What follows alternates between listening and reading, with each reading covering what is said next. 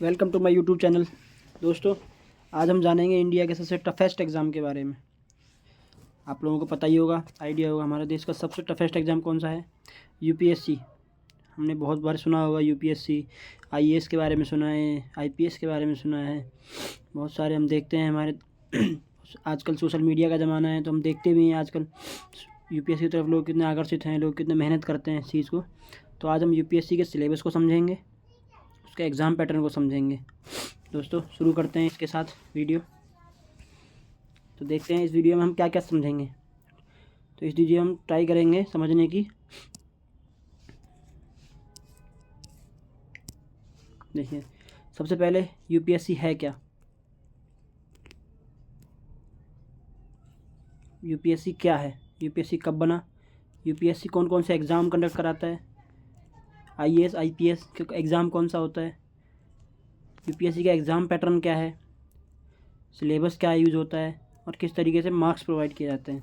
तो इस वीडियो में आगे हम इन चीज़ों के बारे में समझेंगे।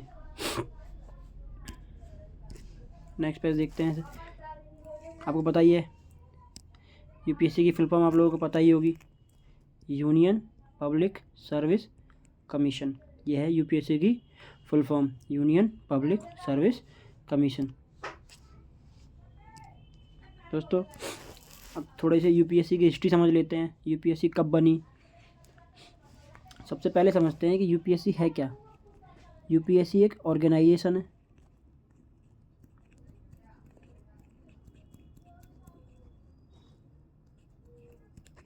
या कह सकते हैं एक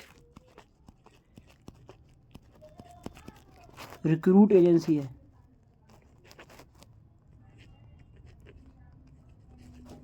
क्या है? रिक्रूट एजेंसी है। ये क्या करती है? कंट्री में बहुत सारे अलग अलग एग्ज़ाम कराती है। तो समझते हैं कि ये कब बनी।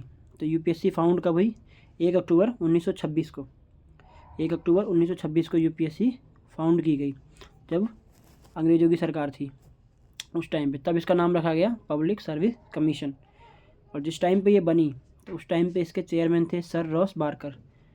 अब इन्हें फर्स्ट चेयरमैन भी थे, इन्हें फाउंडर ऑफ यूपीएससी भी कहा जा सकता है।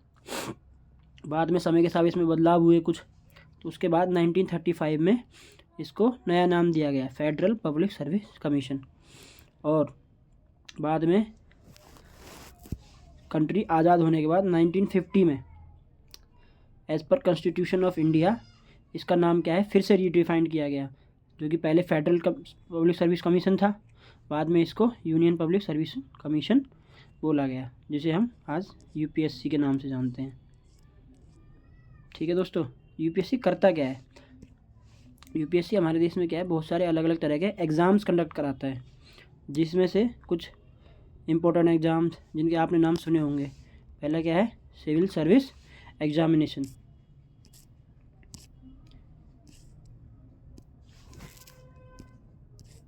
सिविल सर्विस एग्जामिनेशन जिसके अंतर्गत आईएएस आईपीएस आईएफएस इन सब जॉब्स के लिए हम अप्लाई करते हैं। ऐसे ही अलग अलग एग्ज़ाम कराती है, जैसे ईएससी इंजीनियरिंग सर्विस एग्जामिनेशन, किसके लिए? टेक्निकल एंड इंजीनियरिंग फील्ड के रिक्रूटमेंट के लिए। ऐसे ही अगर मेडिकल फील्ड में अगर मेडिकल ऑफिसर चाहिए होते हैं, तो उसके लिए सीएमएससी कराती है, कंबाइंड मेडिकल सर्विसेज एग्जामिनेशन। ऐसे ही और भी एग्ज़ाम है, Indian forest service examination, CAPF central armed police forces examination. किस चीज़ के लिए? इसमें जब हम इस एग्ज़ाम को हम क्रैक करते हैं और आगे जो भी इसकी रिक्वायरमेंट है उनको फिलफिल करते हैं, तो हमें दी जाती है पोस्ट असिस्टेंट कमांडेंट की। ऐसे ही आपने सुना होगा नेशनल डिफेंस एकेडमी एनडीए का एग्ज़ाम, एनडीए, ये कंबाइंड एग्ज़ाम है। लेकिन ये एग्ज़ाम क्या है, 12th के बाद ही दे देते हैं आप। इसके लिए 12th की रिक्वायरमेंट है, बाकी सब के लिए क्या है, मोस्ट प्रोबेबली ग्रेजुएशन की रिक्वायर होती है, मिनिमम रिक्वायरमेंट। ऐसे ही सीडीएस है, कंबाइंड डिफेंस सर्विसेज एग्जामिनेशन, ये भी आफ्टर ग्रेजुएशन ही कर सकते हैं। तो यूपीएससी क्या है? एक ऑर्गेनाइजेशन है, एक रिक्रूटिंग एजेंसी है, जो इस तरीके से और भी एग्ज़ाम्स हैं जो कंडक्ट कराती है। तो उनमें से ही एक एग्ज़ाम है सीएसई, जिसके अंतर्गत हम आईएएस आईपीएस आईएफएस इन सब जॉब्स के लिए अप्लाई कर पाते हैं। तो नेक्स्ट देखते हैं। तो अब हम देखते हैं सीएसई के अंडर जो हमने देखा अभी,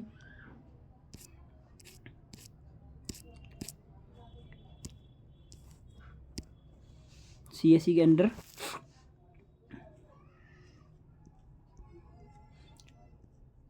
CSE, ठीक है,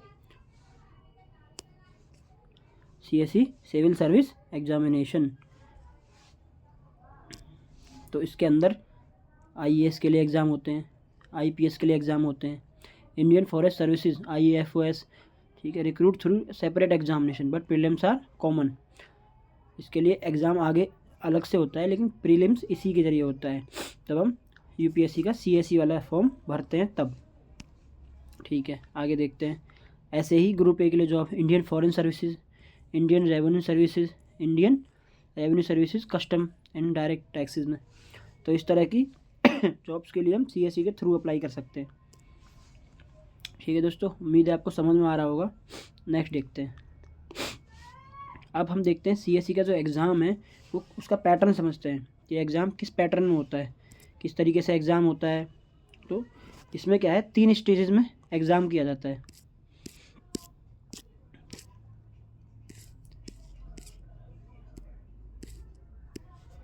तीन स्टेजेस में एग्ज़ाम होता है इसका। सबसे पहले प्रीलिम्स, सबसे पहले क्या है दोस्तों,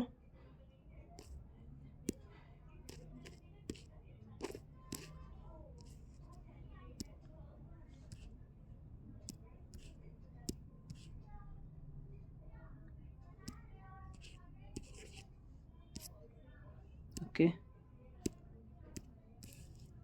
एक सेकेंड, ओके।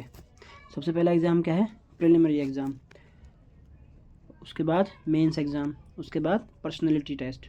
तो जो प्रिलिमिनरी एग्ज़ाम होता है उसमें 2 पेपर्स होते हैं, मेंस में 9 पेपर्स होते हैं, और उसके बाद पर्सनैलिटी टेस्ट जिसमें कि इंटरव्यू होता है। तो हमने अक्सर सुना है कि UPSC का एग्ज़ाम बहुत टफ़ है। तो उसका एक one of the major reason क्या है कि उसके बहुत सारे पेपर्स हैं, बहुत सारी अलग अलग सब्जेक्ट्स आपको पढ़ने पड़ते हैं, ठीक है। एग्ज़ाम भी 2 तरीके से होते हैं, ऑब्जेक्टिव्स और सब्जेक्टिव।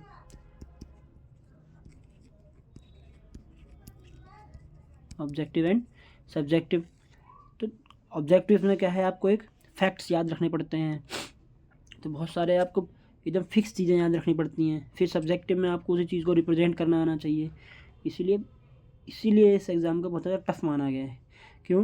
क्योंकि इसमें तो एक जो आपके बहुत सारे सब्जेक्ट इन्वॉल्व होते हैं और फिर अलग अलग तरीके से आपको प्रिपेयर करना पड़ता है, ठीक है दोस्तों। नेक्स्ट देखते हैं प्रिलिमिनरी जो एग्ज़ाम है उसमें किस तरीके से ये चलता है। तो जो प्रिलिमिनरी एग्ज़ाम है उसका देखते हैं, उसमें क्या होता है। प्रिलिमिनरी एग्ज़ाम में 2 एग्ज़ाम होते हैं, एक होता है GS जनरल स्टडीज़, एक होता है CSET, ठीक है दोस्तों। क्या 2 एग्ज़ाम होते हैं, एक होता है जनरल, दूसरा होता है CSET। तो जो जनरल स्टडीज़ का एग्ज़ाम है वो उसमें आते हैं 100 क्वेश्चंस, और कितने नंबर का होता है हर क्वेश्चन होता है 2 नंबर का। तो इसीलिए इसके जो मार्क्स होते हैं वो होते हैं 200। नेगेटिव मार्किंग 1/3 है रॉन्ग आंसर के हिसाब से। ड्यूरेशन पीरियड कितना है इसका, 2 आवर्स है, ओके। फिर दूसरा है CSET civil services aptitude test, ठीक है दोस्तों। इसके होते हैं 80 क्वेश्चंस और नंबर इसके भी 200 ही होते हैं। तो ये भी 200 का, ये भी 200 का, तो टोटल हो गए 400। लेकिन इसके एक क्वेश्चन के नंबर कितने होते हैं, 2.5। इसमें भी नेगेटिव मार्किंग 1/3 होती है। सबसे इंपॉर्टेंट चीज़ याद रखने वाली यही है कि दोनों में ही नेगेटिव मार्किंग होती है। टाइम ड्यूरेशन इसका भी 2 घंटे का है। लेकिन दोस्तों जो हमारा CSET है वो क्या है, this is a qualifying paper. तो उसके लिए सिर्फ आपको 33% मतलब कि 66 मार्क्स चाहिए पास होने के लिए। लेकिन GS में ऐसा नहीं है, GS में मेरिट बनती है। मेरिट किस बेस पे बनेगी, मेरिट बनेगी कि एज़ पर वैकेंसीज़, इसमें जो भी उनकी जो टॉप के 10 से 15 हज़ार बंदे होंगे उनको वो चुन लेंगे जो कि टॉप मोस्ट होंगे, ठीक है दोस्तों। तो इस तरीके से मेरिट बनती है। लेकिन दोनों ही एग्ज़ाम में सबसे पहले CSET एग्ज़ाम आपको क्वालिफाई करना ही पड़ेगा, तब जाके जनरल स्टडीज़ वाला एग्ज़ाम आपका चेक होता है, या कह सकते हैं उस बेस पे आपकी मेरिट बनती है। तो जब प्रिलिमिनरी एग्ज़ाम में आप पास हो जाएंगे तो उसके बाद आपको मेंस देने का मौका मिलेगा, ठीक है दोस्तों। तो उससे पहले हम समझ लेते हैं प्रिलिमिनरी एग्ज़ाम में जो GS है, जो जनरल स्टडीज़ है, उसमें उसका सिलेबस क्या है, तो उसका सिलेबस देख लेते हैं एक बारी। तो जनरल स्टडीज़ में देखिए सिलेबस देख लेते हैं दोस्तों। तो करंट इवेंट्स आते हैं, करंट इवेंट्स में national international importance, national and international importance, current affairs related to politics, science, technology, environment and more. तो आपको देश की और विदेश की जितनी भी इम्पोर्टेंट, ठीक है, इम्पोर्टेंट चीज़ें हैं, इम्पोर्टेंट प्लेसेस हैं, इम्पोर्टेंट ऑर्गेनाइजेशंस हैं, उन चीज़ों के बारे में पता होना चाहिए। उनके अलग अलग इवेंट्स में जो इवेंट्स चलते रहते हैं उनके बारे में पता होना चाहिए। पॉलिटिक्स से रिलेटेड, साइंस से रिलेटेड, टेक्नोलॉजी से रिलेटेड जो भी करंट अफेयर है उसके बारे में आपको पता होना चाहिए। ऐसे ही आगे इसका सिलेबस है। तो आपको हिस्ट्री ऑफ इंडिया पता होना चाहिए और इंडियन नेशनल मूवमेंट्स पता होना चाहिए। इसमें वर्ल्ड हिस्ट्री की बात नहीं कर रहा है, मेनली वी फोकस किस पे है, history of India and history of Indian national movements. तो आपको इंडियन नेशनल मूवमेंट्स के बारे में पता होना चाहिए। फिर उसके बाद ancient history, medieval, modern Indian history, freedom struggle and major movements. ये आपका सिलेबस है। तो इन चीज़ों के बारे में आपको नॉलेज होनी ही चाहिए, क्योंकि इन्हीं से रिलेटेड क्वेश्चन पूछे जाएंगे। जैसे इंडियन पॉलिटी एंड गवर्नेंस है, इसमें आपको कॉन्स्टिट्यूशन के बारे में पता होना चाहिए, political system, Panchayati Raj, public policy, right issues and governance और टॉपिक्स। तो इन चीज़ों से रिलेटेड आपको समझना है, चीज़ों को याद रखना है, और जो उनके फैक्ट्स हैं और एक इनसे रिलेटेड जो भी आपसे क्वेश्चन पूछा जाएगा उसको आपको एक तरीके से रिप्रेजेंटेटिव वे में आपको बताना है। सेम अभी हम ज्योग्राफी का देख लेते हैं। तो physical social economical geography of India देखनी है, वर्ल्ड की भी देखनी है। यही कंसेप्ट ऑफ क्लाइमेट समझने हैं, वेजिटेशंस, नेचुरल रिसोर्सेज। तो ये आपका ज्योग्राफी का सिलेबस हो गया। ठीक है दोस्तों, आगे दे रखा है इकोनॉमिक्स एंड सोशल डेवलपमेंट में क्या क्या देखना है आपको। तो basics of Indian economy, planning and growth, sustainable development, poverty, inclusion, demographic, ये सब चीज़ें आपको समझनी है। एनवायरनमेंट एंड इकोलॉजी, इसमें आपको क्या देखना है, इसमें आपको समझना है biodiversity, environmental issues and climate changes. ऐसे ही जनरल साइंस में आपको क्या क्या समझना है या क्या क्या आपको पढ़ने की ज़रूरत है। Basic concept of physics, chemistry and biology, तीनों के आपको बेसिक कंसेप्ट क्लियर करने हैं। Focus on everyday science and current development in science and technology. तो बेसिकली क्या है कि आपको हर फील्ड में आपको बेसिक नॉलेज होनी चाहिए, हर सब्जेक्ट की, चाहे वो फिजिक्स हो, केमिस्ट्री हो, इकोलॉजी हो, एनवायरनमेंट हो, करंट अफेयर्स हों, करंट इवेंट्स हों, इंटरनेशनल रिलेशंस हों। तो आपको हर फील्ड में बेसिक इन्फॉर्मेशन होनी चाहिए अगर आप इस एग्ज़ाम को अच्छे से करना चाहते हैं और आगे बढ़ना चाहते हैं। तो नेक्स्ट देख लेते हैं। तो नेक्स्ट ये क्या है, ये है आपका CSET का सिलेबस। जो अब तक हमने देखा वो था GS का सिलेबस, ये क्या है हमारा CSET का सिलेबस।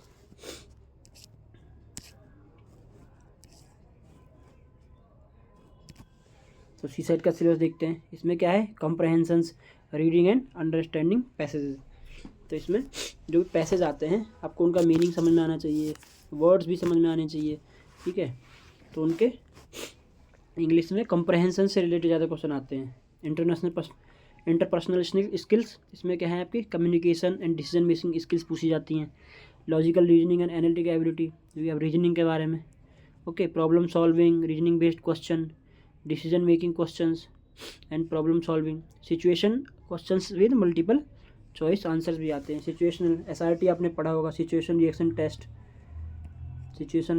टेस्ट, कैसे आप किसी भी सिचुएशन को कैसे टैकल करते हैं या उस सिचुएशन में आप किस तरीके से रिएक्ट करते हैं। और basic numeracy up to class 10th। तो क्लास 10th तक के जो बेसिक मैथ है वो आता है, जिसमें numbers, average, percentage, ratio, time and distance, profit and loss, जो कि हम 10th तक पढ़ते हुए आए हैं। ठीक है, तो आपको डाटा इंटरप्रिटेशन भी आना चाहिए, चार्ट्स समझना आना चाहिए, ग्राफ समझने आने चाहिए, टेबल्स समझने आने चाहिए। मतलब आप किस तरीके से उनको रीड कर सकते हैं, आप उनका मीनिंग समझ सकते हैं, कौन सा ग्राफ किस तरीके से काम करता है, उस तरीके से आपको पता होना चाहिए। सेम मेंटल एबिलिटी में पैटर्न क्या है, पजल सॉल्व करना, सीक्वेंसेज आपको पता होगा, नंबर सीरीज जो हम कहते हैं, नंबर सीरीज आपने पढ़े होंगे बहुत सारे एग्जाम्स में। ठीक है, तो इन सब चीज़ों के बारे में आप बेसिक नॉलेज ले लें। तो इस एग्ज़ाम में इन सब चीज़ों की बहुत ज़रूरत पड़ती है। ठीक है, अब ये हो गया हमारा प्रीलिम्स जिसे हम कहते हैं, वो हमारा एग्ज़ाम हो गया कंप्लीट। उसके बाद देखते हैं जब आप प्रिलिमिनरी एग्ज़ाम में क्लियर कर जाएंगे, जब वो एग्ज़ाम में आपके आपसे पास हो जाओगे तो आपका मेंस का एग्ज़ाम आएगा। ओके, प्रिलिमिनरी जो एग्ज़ाम था वो बेसिकली ऑब्जेक्ट टाइप एग्ज़ाम था, लेकिन जो मेंस का एग्ज़ाम होता है, मेंस का एग्ज़ाम आपका ऑब्जेक्टिव टाइप नहीं है। मेंस का एग्ज़ाम कैसा है आपका? सब्जेक्टिव है। इसमें टोटल कितने एग्ज़ाम होते हैं? इसमें टोटल होते हैं 9 पेपर, जिसमें से 2 क्वालिफाइंग पेपर्स होते हैं, 7 मेरिट पेपर्स होते हैं। तो पहले हम समझते हैं क्वालिफाइंग पेपर्स को। तो क्वालिफाइंग पेपर्स क्या है? These are mandatory but do not count toward the final ranking. You must score at least 25% in each to qualify. तो ये क्या है? 2 क्वालिफाइंग पेपर है, जिसमें से पहला पेपर कौन सा है? कोई भी इंडियन लैंग्वेज। कौन सी? जो कि हमारे कॉन्स्टिट्यूशन के 8th शेड्यूल में हमारे लैंग्वेजेस दी गई हैं, उनमें से कोई सी भी एक लैंग्वेज आप चुनेंगे, उसका एग्ज़ाम वो कितने का होगा? 300 मार्क्स का। और दूसरा एग्ज़ाम कौन सा होगा? वो होगा इंग्लिश लैंग्वेज का। तो एक लैंग्वेज दोस्तों आपकी फ़िक्स है जो कि इंग्लिश लैंग्वेज है, लेकिन दूसरी लैंग्वेज आप अदर दैन इंग्लिश जो 8th शेड्यूल ऑफ कॉन्स्टिट्यूशन में लिखी हुई हैं, उनमें से कोई सी भी आप एक लैंग्वेज लेके उस पर आपका एग्ज़ाम होता है। होता क्या है उसमें? क्या कहते हैं? Focus on comprehension, precious writing, grammar और ऐसे राइटिंग। इन चीज़ों के बारे में आपसे पूछा जाता है, किसी भी लैंग्वेज में इन चीज़ों के बारे में पूछा जाएगा। तो ये दोनों ही पेपर क्वालिफाइंग नेचर के होते हैं, इन दोनों के ही नंबर्स आपके नहीं जुड़ते हैं, लेकिन इनमें मिनिमम 25% मार्क्स लेने ज़रूरी हैं। तो दोनों ही पेपर कैसे हैं? क्वालिफाइंग पेपर है। ओके, अब 2 पेपर हो जाएंगे, उसके बाद हमारे 7 पेपर बचते हैं। तो नेक्स्ट 7 पेपर्स देखते हैं। ओके, जो नेक्स्ट 7 पेपर्स हैं वो रैंकिंग के लिए हैं। बाकी 7 पेपरों में आपकी रैंकिंग डिसाइड की जाती है उनके नंबर्स के हिसाब से। तो उसके बाद तो ये क्या है? फाइनल मेरिट लिस्ट में ये कंट्रीब्यूट करते हैं, जो रैंकिंग पेपर्स है 7 बचे हुए। ओके, जनरल स्टडीज़, जीएस के 4 पेपर होते हैं टोटल। जीएस के कितने पेपर होते हैं? टोटल 4 पेपर होते हैं। ओके, जीएस के टोटल 4 पेपर होते हैं। चारों कितने के? 250 के, हर पेपर 250 का होता है। तो टोटल 1000 नंबर के 4 पेपर होते हैं। तो समझते हैं जीएस का पेपर 1 में क्या आता है, 2 में क्या है, 3 में क्या है, 4 में क्या है, इनका सिलेबस क्या है। तो 1 का सिलेबस क्या है? Indian heritage and culture, history, geography of world and society. तो ये है मेनली। इसका क्या है कि इसका सिलेबस ही इतना वास्ट है कि आप एक चीज़ समझिए कि आपको लगभग हर चीज़ पढ़नी ही है। आपको एक हर चीज़ के बारे में बेसिक नॉलेज लेनी ही है, क्योंकि अगर इसने बोल दिया history and geography of world, तो आपको क्या लगता है कौन सी भी हिस्ट्री, कहीं की भी हिस्ट्री, किसी भी कंट्री की हिस्ट्री बचती नहीं है। तो मोस्टली हमें उस चीज़ के बारे में ध्यान रखना है। ठीक है, जीएस का पेपर 2 देख लेते हैं। गवर्नेंस, इसमें क्या है? Governance, constitution, polity, social justice, international relations. ये जीएस पेपर 2 का सिलेबस है। ऐसे ही 3 का technology, economic development, biodiversity, environment, security, disaster management. ये सारे टॉपिक्स किसके हैं? जीएस 3 के पेपर के लिए। 4 के लिए एथिक्स, इंटीग्रिटी एंड एप्टीट्यूड। तो ये क्या है? जीएस 4 के सिलेबस है। नेक्स्ट देखते हैं अभी क्या हुए हमारे 2 क्वालिफाइंग पेपर हुए, 2 हमारे क्वालिफाइंग पेपर हुए, 4 हुए जीएस के। टोटल हमारे 9 थे। ठीक है, तो 2 क्वालिफाइंग हो गए, ये हो गए 4 जीएस के। अभी भी कितने बचे हमारे? 3 एग्ज़ाम। तो 3 कौन कौन से हैं देख लेते हैं। तो एक होता है हमारा ऐसे पेपर, वो कितने नंबर का होता है? 250 नंबर का। ओके, तो उसमें क्या है, हमें 2 ऐसे लिखने होते हैं किसी भी टॉपिक पे। टॉपिक्स क्या हो सकते हैं? सोशली भी हो सकता है, पॉलिटिकली भी हो सकता है, फिलोसफिकल भी हो सकता है। तो टॉपिक किसी भी तरीके का, कोई भी करंट इवेंट पे कोई टॉपिक हो सकता है, इंटरनेशनल रिलेशंस पे कोई टॉपिक हो सकता है। ठीक है दोस्तों, तो ये ऐसे पेपर होने 2। तो ये पेपर एक ही होगा, इसमें ऐसे हमें 2 लिखने हैं। ठीक है, अब हमारे बचे 2 एग्ज़ाम। 2 एग्ज़ाम हमारे होते हैं ऑप्शनल सब्जेक्ट के। तो कौन से ऑप्शनल सब्जेक्ट? आप कोई भी ऑप्शनल सब्जेक्ट ले सकते हैं। जनरली देखिए यहाँ पे कौन कौन से ऑप्शनल सब्जेक्ट लिए जाते हैं। जैसे जनरली लोग लेते हैं literature, history, geography, political science, sociology, anthropology, public administration. ये ऑप्शनल सब्जेक्ट भी दोनों कितने कितने के होंगे, 250-250 नंबर के। और ऑप्शनल सब्जेक्ट आप अपने हिसाब से भी ले सकते हैं। अगर आपने ग्रेजुएशन हिस्ट्री ऑनर्स से किया है या जियोग्राफी ऑनर्स से किया है, पॉलिटिकल साइंस से किया है और आपको उसमें इंटरेस्ट भी है, मेन क्या है ऑप्शनल सब्जेक्ट लेने के लिए सबसे मेन क्या है कि आपको उसमें इंटरेस्ट हो, आप उसमें गहराई से पढ़ सको, क्योंकि ऑप्शनल सब्जेक्ट है तो आपको डीपली क्वेश्चन पूछे जाएंगे क्योंकि आपके खुद के चुने हुए सब्जेक्ट्स हैं। तो इसीलिए क्या है, हमें ऑप्शनल सब्जेक्ट हमेशा सोच समझ के लेने चाहिए। तो इनमें से हम कोई से भी ले सकते हैं। तो ये हमारा क्या है, एग्ज़ाम पैटर्न है बेसिकली। ठीक है दोस्तों। अब जब हम मेंस कंप्लीट कर लेंगे तो जिन बच्चों की मेंस क्वालिफाई हो जाता है, ओके सॉरी, आपने मेंस दिया तो उसके बाद होता है आपका इंटरव्यू और पर्सनालिटी टेस्ट। तो मेंस में जितने भी हमारे एग्ज़ाम हुए, ठीक है, हमारे मेंस में कितने एग्ज़ाम थे, मेंस में हमारे थे 9 एग्ज़ाम, लेकिन 9 में से 9 के नंबर नहीं थे, 2 एग्ज़ाम थे जो क्वालिफाइंग थे, 7 एग्ज़ाम थे जिनके नंबर थे। तो जिनके टोटल नंबर होते हैं 1750। ठीक है दोस्तों। तो मेंस एग्ज़ाम होने के बाद हमारा होता है फिर इंटरव्यू, या जिसे हम पर्सनैलिटी टेस्ट भी कहते हैं। इसके मार्क्स होते हैं 275। ये ना ऑब्जेक्टिव है ना सब्जेक्टिव है, ये आपको क्या है, कन्वर्सेशन है। आप जाएंगे, आप वहाँ बैठेंगे, जो भी वहाँ पे यूपीएससी के पर्सन्स होंगे वो आपसे क्वेश्चंस पूछेंगे, आपके कम्युनिकेशन देखेंगे, आपको नॉलेज कितनी है, मतलब बेसिक आप एक तरीके से इंटरव्यू आपसे लिया जाएगा, उस हिसाब से आपको मार्क्स दिए जाएंगे। तो 1750 जो आपके मार्क्स हैं वो मेंस के हो जाएंगे और 250 नंबर आपके इंटरव्यू के हो जाएंगे। तो टोटल मार्क्स हुए 2025। तो 2025 मार्क्स में से फिर लास्ट में आपके दोनों नंबर जुड़ के आपको नंबर्स मिलेंगे। उस हिसाब से आपके यूपीएससी में AIR डिसाइड होगी, ऑल इंडिया रैंक। ठीक है दोस्तों।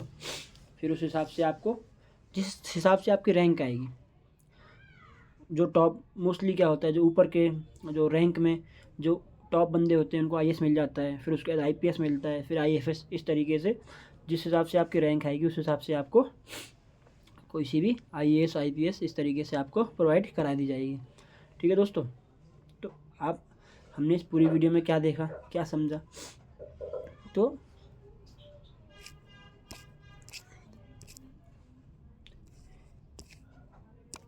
हमने इस वीडियो में देखा यूपीएससी में 2 एग्ज़ाम है, एक प्री मेंस, फिर उसके बाद आपका एक इंटरव्यू है। ठीक है दोस्तों। मेंस और इंटरव्यू के नंबर मिलके आपको रैंक डिसाइड की जाती है। ठीक है। अब बहुत सारे लोगों का ये रहता है कि इसके लिए सब्जेक्ट्स क्या पढ़ें। सब्जेक्ट तो सारे ही पढ़ने हैं, बुक कौन सी कम कंसिडर की जाए, ऑनलाइन पढ़ें ऑफलाइन पढ़ें। तो ये सबका अपने अपने पर डिपेंड करता है कि कोई सक्षम होता है ऑनलाइन अच्छा पढ़ने में। आजकल ऑनलाइन वैसे भी इतनी सारी चीज़ें सुविधाएं प्राप्त हैं। ऑफलाइन किसी को ज़्यादा एक अच्छा समझने में अच्छा लगता है, अच्छे से समझ आता है। ठीक है दोस्तों। अगर हम इसके बारे में बुक्स की बात करें कि यूपीएससी के लिए बुक्स कौन सी कंसिडर करनी चाहिए, तो बुक्स के बारे में हम देख सकते हैं। सबसे पहली चीज़ जो आपकी होनी चाहिए वो होनी चाहिए NCERT। आपको सबसे पहले कवर करनी है NCERT, क्योंकि NCERT क्या करेंगी, आपका बेस तैयार करती हैं। उसके बाद ही आप किसी स्टैंडर्ड बुक के लिए जाइए। तो अलग अलग सब्जेक्ट्स के लिए अलग अलग स्टैंडर्ड बुक्स हैं, लेकिन सबसे पहले आप अपना बेस मजबूत कीजिए। कम से कम 2 से 3 बार आप NCERT पढ़िए, अच्छे से समझिए। जब आपका बेस अच्छा हो जाएगा तो उसके बाद आप स्टैंडर्ड बुक फॉलो करेंगे तो आपको चीज़ समझने में ईजी रहेंगे और आप लिंक कर पाएंगे चीज़ों को एक दूसरे से। ठीक है दोस्तों। तो आप देखिए वीडियो, आपको कैसी लगी वीडियो।